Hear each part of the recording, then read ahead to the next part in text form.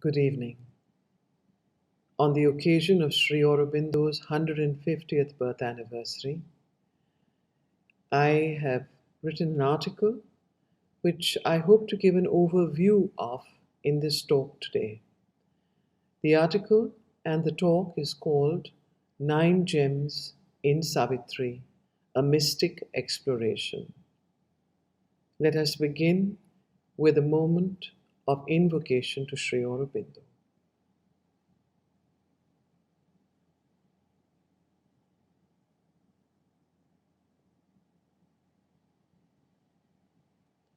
Om Tatsaviturvaramrupam Jyotihi Parasya Dhimaye Yannah Sattena Deepayet Sattena Deepayet Om Tatsaviturvaramrupam Jyotihi Parasya Dhimaye Yannah Sattena Deepayet Sattena Deepayet. This is the Savitri mantra which Sri Aurobindo himself has given us.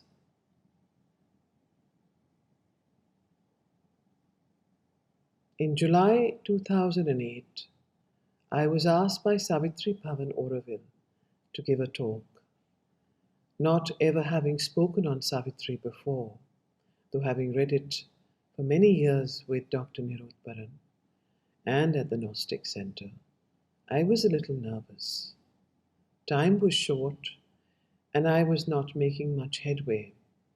So I thought my best bet would be to appeal to the author of Savitri.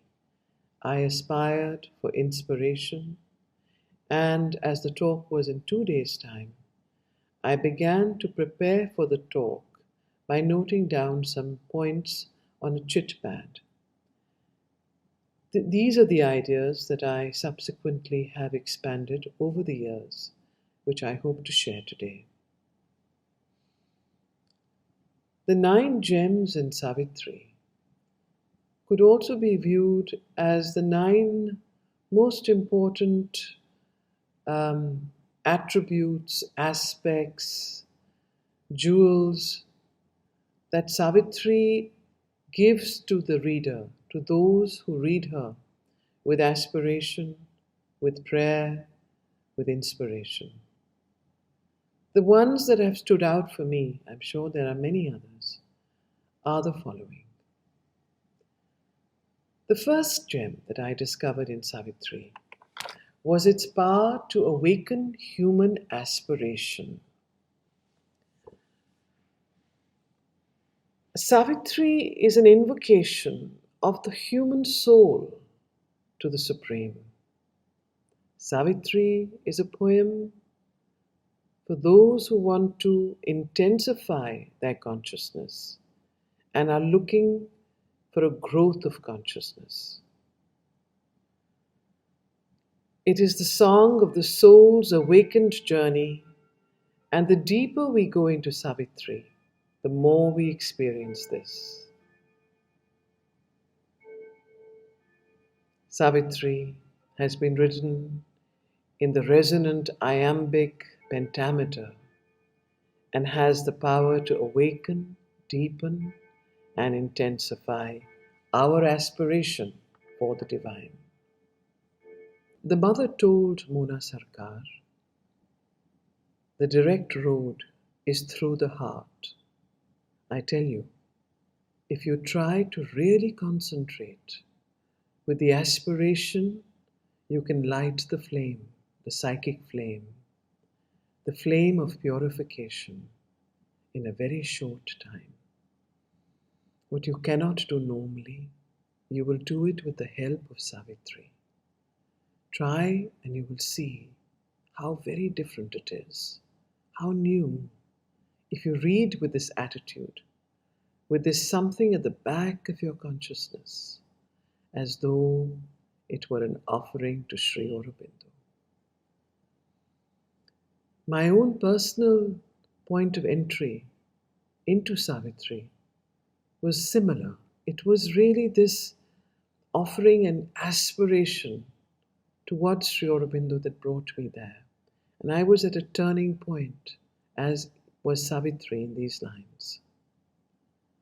That hour had fallen now on Savitri, a point she had reached where life must be in vain, or in her unborn element awake.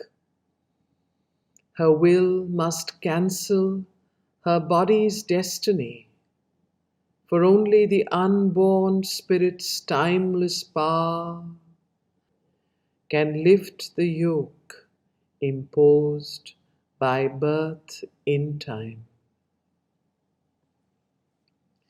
This hour falls on all those who step on the path.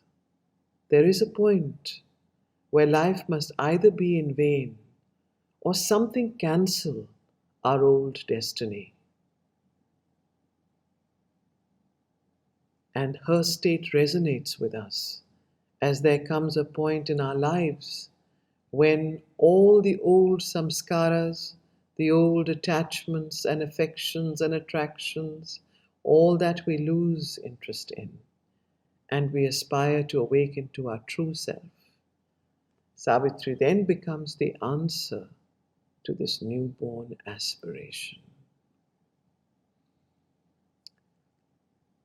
The second gem in Savitri is its mantric and healing power. Savitri is pure mantra, every word, every sentence.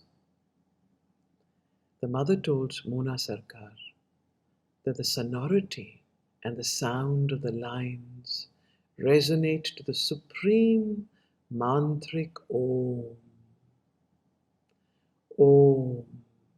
Each line has that vibration and sonority. Once Nirodha told me, "Why don't you meet Amal Kiran?" We were reading a particular passage at that time. And he wanted me to meet Amal Kiran about it, as Amalda had written to Sri Aurobindo about it. And so I went to Amalda, and he told me that Sri Aurobindo had told him that even because Savitri was written from the highest over mental consciousness, it had a healing power. So Amalda asked Sri Aurobindo rather cheekily, "Will it heal my fracture?" As you all know, Amalda had a habit of falling quite often. And at one point he was laid up in bed and he asked Sri Aurobindo, "Will it heal my fracture?" And Sri Aurobindo said yes. So he marked some passages for him. And these, Amalda told me, were from the highest over mental Gnostic consciousness. I will read one out to you. Now, for a portion of the passage, Amalda had marked. Her mind a sea of white sincerity, passionate in flow, had not one turbid wave. As in a mystic and dynamic dance, a priestess of immaculate ecstasies, inspired and ruled from truth's revealing vault, moves in some prophet cavern of the gods, a heart of silence in the hands of joy, inhabited with rich creative beats, a body like a parable of dawn that seemed a niche for veiled divinity, or golden temple door to things beyond. Immortal rhythms swayed in her time-born steps. Her look, her smile awoke celestial sense. Savitri is the Veda of the future. It is the supreme book of yoga. This is the third gem or gift of Savitri. The mother has said that everything is in Savitri. All the help, all the knowledge. She is the infallible guide, and nothing else is required. If one reads with a quiet aspiration, the power of the invocation creates a vibration in the body, a vibration in the cells of the mind and in the consciousness that brings forward a new consciousness. Savitri opens new capacities in us, like the flow of poetry or clairaudience or intuition. That is the great gift of Savitri. The mother used to say, to live in the consciousness of Savitri is to do yoga. Whenever one feels one has come down to an ordinary level, one word, one passage of Savitri is sufficient to uplift one from the ordinary consciousness. You know, the mother used to say, it is charged, fully charged with consciousness, as though Savitri were a being, a real guide. I tell you, whoever wants to practice yoga, if he tries sincerely and feels the necessity, he will be able to climb with the help of Savitri to the highest rung of yoga. He will be able to find the secret that Savitri represents, and this without the help of a guru. This passage that I'm about to read describes the yoga of Ashwapati, Savitri's father. Listen to the poetry. Listen to the rhythm, the resonance. It's like a musical composition of the highest level. Become still and listen with the inner ear. As so he grew into his larger self, humanity framed his movements less and less. A greater being saw a greater world. A fearless will for knowledge dared to erase the lines of safety reason draws that bar mind saw. Souls dive into the infinite. Even his first steps broke our small earth bounds and loitered in a vaster, freer air. As you know, the yoga of Ashwapati is a description of Sri Aurobindo's own yogic experiences. And again in the next few lines, he says, in beings it knew what lurked to them unknown. It sees the idea in mind, the wish in the heart. It plucked out from grey folds of secrecy the motives which from their own sight men hide. He felt the beating life in other men invade him with their happiness and their grief. The above lines describe Ashwapati's siddhis of telepathy, clairvoyance, trikala drishti. All the yogic siddhis are described here in Savitri, one after another, in a poetic form by Sri Aurobindo, and also the great hope that he holds up to us. Humanity framed his movements less and less. So our humanity is not something that we have to die with. We have to live with it so that we can transform it. Sri Aurobindo holds this hope throughout Savitri, explaining that this human nature is temporary. It is a mask, behind which is something deeper, more perfect, more sublime, which is waiting to come forward in us if we allow it. So here again he says, their love, their anger, their unspoken hopes entered in currents or in pouring waves into the immobile ocean of his calm. He heard the inspired sound of his own thoughts, re-echoed in the vault of other minds. The world's thought streams travelled into his ken. His inner self grew near to others' selves and bore a kinship's weight, a common tie, yet stood untouched, king of itself alone. There is no born avatar that comes down. And we don't have the right to say, oh, it is all right for Sri Aurobindo to have all these experiences and have these new capacities. After all, he was an avatar. We are merely human. Not at all. This is something that Sri Aurobindo dwells on in Savitri. Human nature, he says, is the same for all. He too had to bear it. Everybody who comes down in the embodied physical human form has to go through the same issues, the same inconscious, the same unconsciousness, the same ego-bound nature. Nobody can escape it unless one changes the old frequency of the egoistic mental consciousness to the new frequency of the Gnostic consciousness.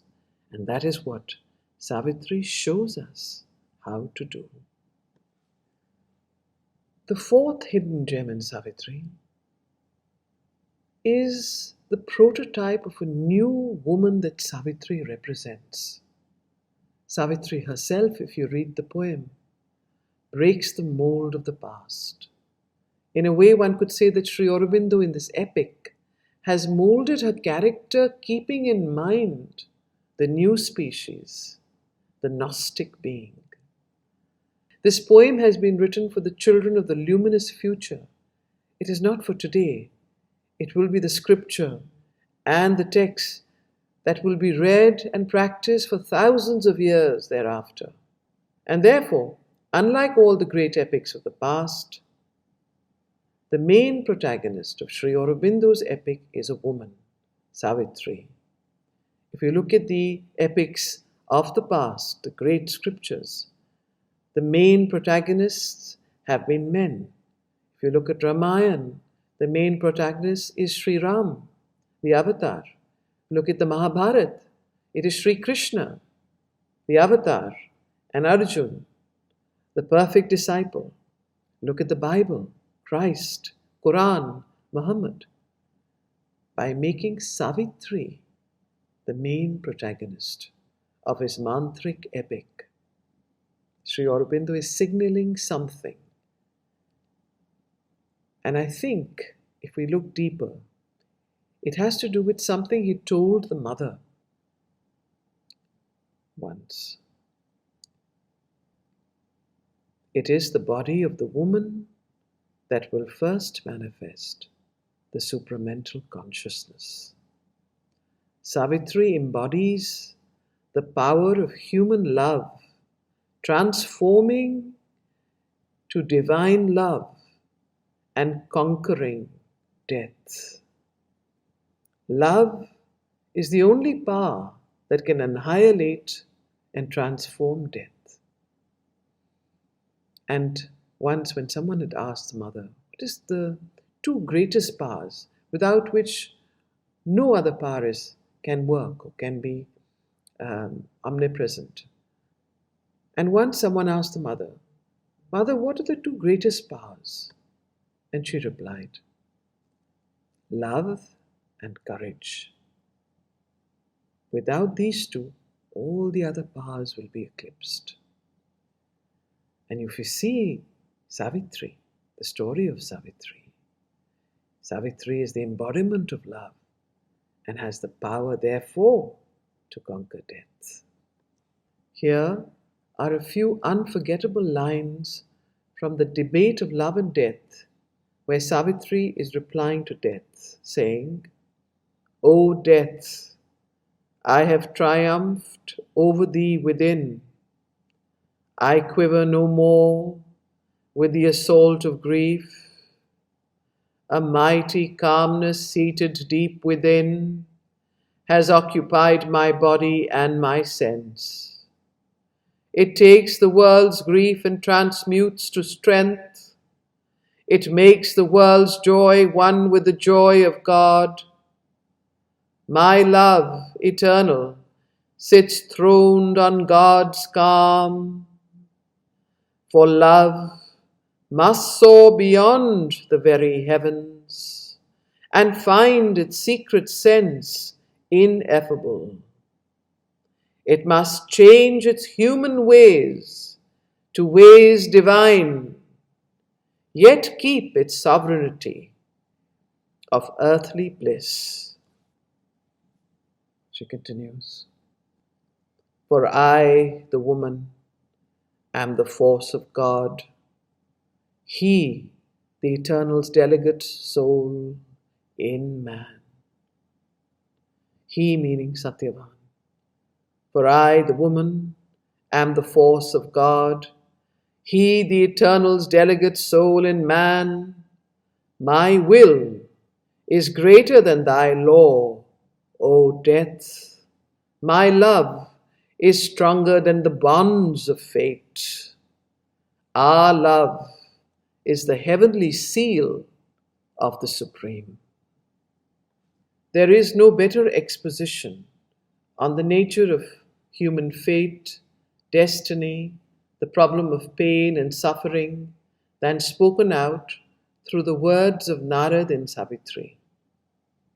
What is the evolutionary need for pain? It is this wonderful jewel, this gem that Savitri explores. In page after page of wonderful poetry, Sri Aurobindo explores the nature of human fate and destiny. Herein lies the fifth gem in Savitri. In the canto, The Way of Fate and the Problem of Pain, all our unspoken questions are answered. Why do we suffer? Why does misfortune befall us? Why is there so much pain in this world? All these questions are answered. And not only answered, but also their solution given. Narad replies to the Queen Mother when she asks him, why is there pain? Is it because God is helpless? Narad answers, it is because of man's ignorant nature. He says, thence rose the need of a dark, intruding God, the world's dread teacher, the creator pain. Note, he uses the word creator pain. Thence rose the need of a dark, intruding God, the world's dread teacher, the creator pain. Where ignorance is, there suffering too must come. Thy grief is a cry of darkness to the light. Pain was the firstborn of the inconscience. And indeed it is so. What we cannot change ourselves and for ourselves, our atavisms, our samskaras, our habits, our nature, for that the dread teacher pain has been created. Sri Aurobindo calls him a creator and not a destroyer. The mother once said, the more you suffer, the closer you come to me and the faster you go. Some of her children complained to her, Mother, I'm so sincere and I have done everything for you. I have never erred. Why is this happening to me? She would say, it is grace, my child. It has come to you because you have a progress to make. You have a high destiny. And that is the real need for pain, to wake us out of this ignorance, to wake us out of this sense of ease and slumber, the lotus eaters, as they say. If you don't take the right steps, nature will take those for you. And that is something we have all noticed in life, isn't it? So as Narad says, pain is the hammer of the gods to break a dead resistance in the mortal's heart. His slow inertia as of living stone, if the heart were not forced to want and weep, his soul would have lain down content at ease, and never thought to exceed the human start, and never learned to climb towards the sun. Pain is the hand of nature, sculpturing men to greatness, and inspired labor chisels with heavenly cruelty an unwilling mold. And when the mold is willing, pain changes to bliss. Some of us have read the record of yoga. You may recall Sri Aurobindo's experiments on pain and suffering and bliss. How he changed so many things from the frequency of pain to the frequency of bliss. He would sit sometimes, just as an experiment, on the parapet wall in the hot afternoon. If any one of you have been to Puducherry and tried even standing there after the sun is beaten down on it the whole morning, it's absolutely like living fire. And this experience he would change into bliss. He said, I could do it, but the most difficult thing was to change a toothache.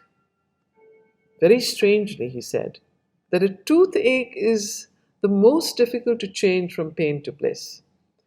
And those of us who know something of biology will understand. Toothache, the nerves go directly to the brain and short circuits everything else. Sri Aurobindo, through the voice of Narad, prepares and helps the Queen Mother thus. For with pain and labor, all creation comes. This earth is full of the anguish of the gods. Ever they travail, driven by time's goad, and strive to work out the eternal will, and shape the life divine in mortal forms. The spirit is doomed to pain till man is free. Free from what? Free from the bondage of ignorance. The sixth gem in Savitri is the knowledge it bequeaths about human nature and psychology. Sri Aurobindo has written some of the greatest passages explaining with such depth and subtle humor the nature of the human being. These passages are scattered all over the poem in the narrator's voice. I will read only one such passage to illuminate. Speaking of man, he writes, a link between the demigod and the beast. He knows not his own greatness nor his aim. He has forgotten why he has come and whence. His spirit and his members are at war. His heights break off too low to reach the skies. His mass is buried in the animal mire. A strange antinomy is his nature's rule. A riddle of opposites is made his field. Freedom he asks, but needs to live in bonds. He has need of darkness to perceive some light, and need of grief to feel a little bliss. He has need of death to find a greater life.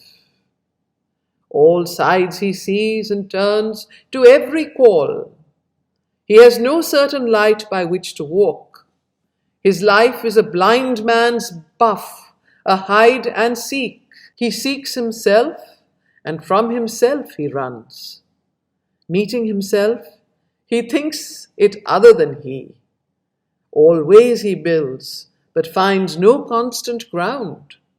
Always he journeys, but nowhere arrives. He would guide the world. Himself he cannot guide. He would save his soul. His life he cannot save. Look at the wonderful poetry, the beautiful, and the humor, the subtle humor. Lest we feel pessimistic, he also describes the higher side of humanity. In Savitri, Sri Aurobindo does not gloss over human reality, human nature, the human state in its half-animal consciousness.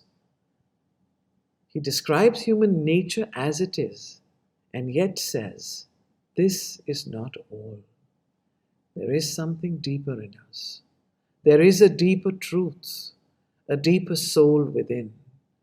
And if that can be unlocked and brought forth, then human nature can be transformed. He says, ascent to thy high self, create, endure. Cease not from knowledge, let thy toil be vast. No more can earthly limits bend thy force. Equal thy work with long unending times. Above blind fate and the antagonist powers, moveless there stands a high, unchanging will. To its omnipotence, leave thy work's result. All things shall change in God's transfiguring hour. Notice these words, ascent to thyself, ascent to thy high self, create, endure. One of the most important mantras of the Mother, which she has explained in her talks, is endure, endure, endure. For this yoga, endurance is one of the most important qualities that we need to cultivate in ourselves. And here again, ascent to thy high self, create, endure. Cease not from knowledge, let thy toil be vast. All things shall change in God's transfiguring hour. The seventh gem in Savitri is the certitude of immortality and the new creation that reading Savitri ingrains in the very cells of our consciousness. You know, all around us is the very opposite of this reality. And yet, if we are to do Sri Aurobindo's yoga, we need to develop that indestructible faith, absolute faith, like Sri Aurobindo says. And that certitude of immortality is something we get from Savitri. As the Mother told Mona Sarkar, if Savitri is read with this aspiration for immortality, the reading itself will serve as a guide towards immortality. We find passages in Savitri revealing this new world, this new being. In one of my most favorite passages, Sri Aurobindo writes, I saw the omnipotent's flaming pioneers over the heavenly verge which turns towards life, come crowding down the amber stairs of birth, forerunners of a divine multitude. Out of the parts of the morning star they came, into the little room of mortal life.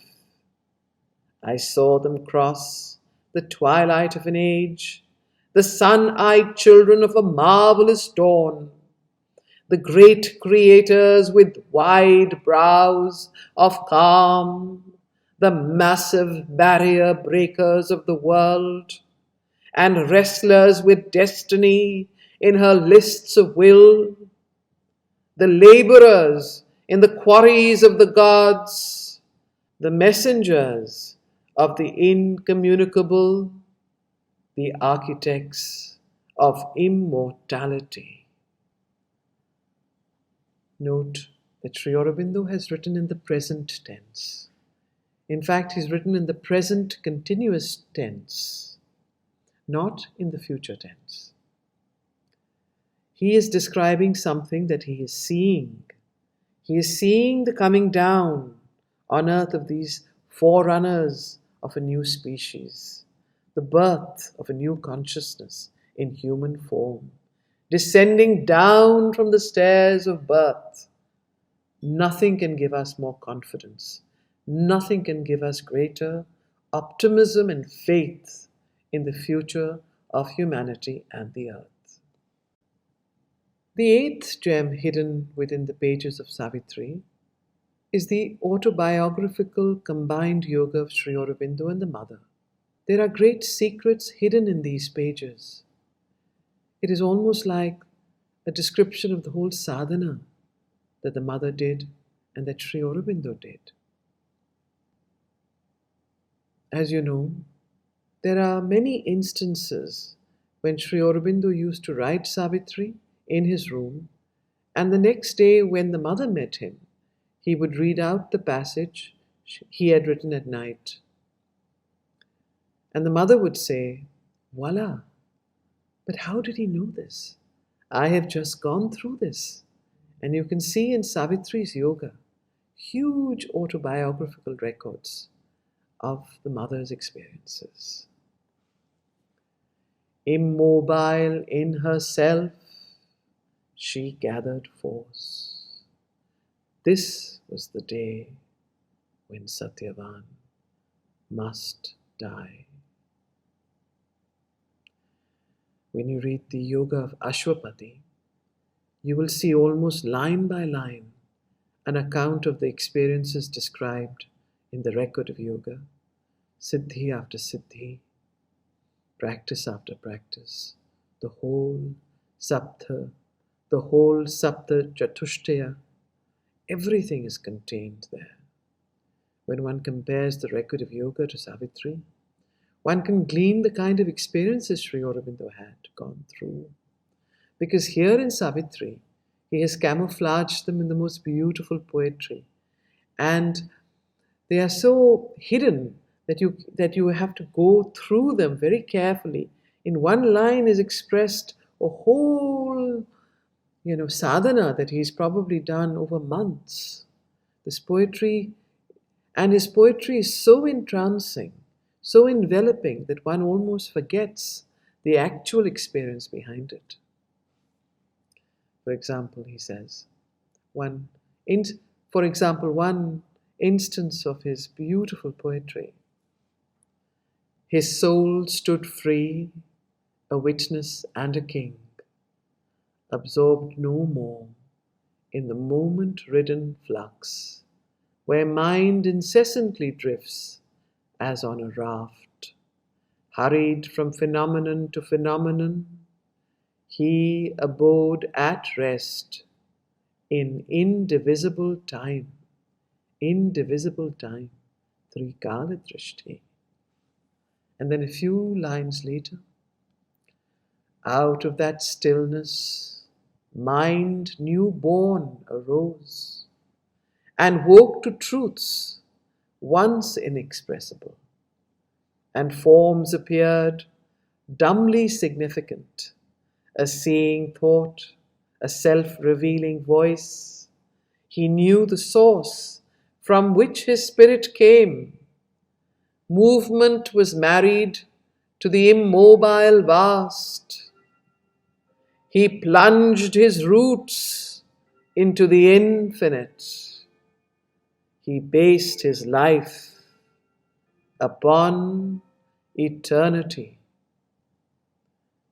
Look at the poetry and try and glean the yogic experiences behind that poetry. He plunged his roots into the infinite. He based his life upon eternity. And finally, we come to the ninth jewel of Savitri, the Navaratna. Savitri as revelation. The mother has said that the answer to every question can be found in Savitri. She said everything is in Savitri. All the problems of a human existence, all the problems of human existence have been explored in Savitri, and their solutions too have been presented in Savitri. All the secrets of the divine existence are in Savitri. The future is in Savitri. And she said, if one were to concentrate for a moment and do this in all sincerity, and if you have a real question or a real problem, open Savitri. Concentrate for a moment and you will come straight to the page which gives you the answer, to the passage which gives you the solution. This is the power of Savitri. Every page, every word has a great power. And if you pray sincerely, you will get the answer to your prayer. The mother said, it does not matter if you do not understand Savitri. Read it always, and you will see that every time you read it, something new will be revealed to you. Each time you will get a new glimpse, a new experience. Things that were not there will come suddenly up in your consciousness. You will see things clearer and clearer, new experiences. Always an unexpected vision will come up through the words and lines.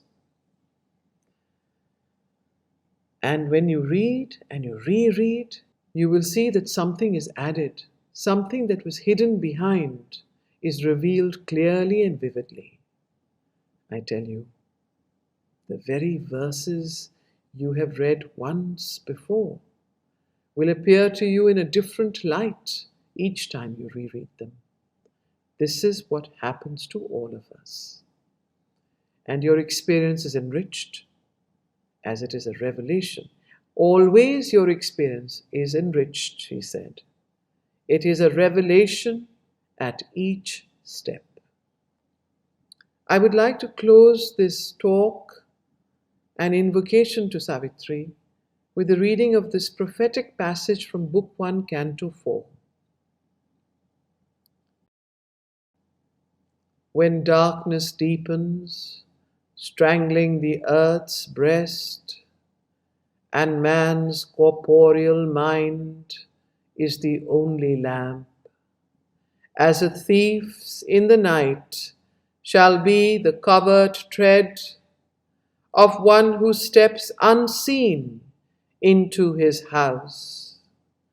A voice ill heard shall speak, the soul obey, a power into mind's inner chamber steal, a charm and sweetness open life's closed doors, and beauty conquer the resisting world. The truth light capture nature by surprise, a stealth of God compel the heart to bliss, and earth grow unexpectedly divine. For man shall not know the coming till its hour, and belief shall be not till the work is done.